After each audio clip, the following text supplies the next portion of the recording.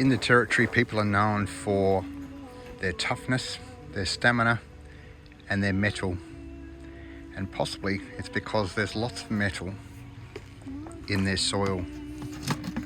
Now, this is a bucket full of stuff that I got from down at Gemtree, and it's got lots of not sapphires, lots of zircons in it.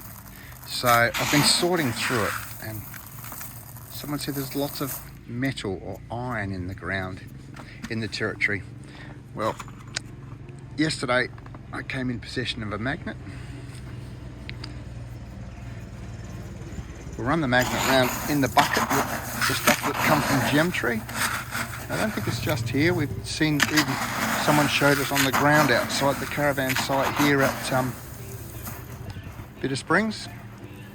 But that is all metal or magnetic material that has come out the ground at Gemtree, all stuck to the magnet. Crazy, hey?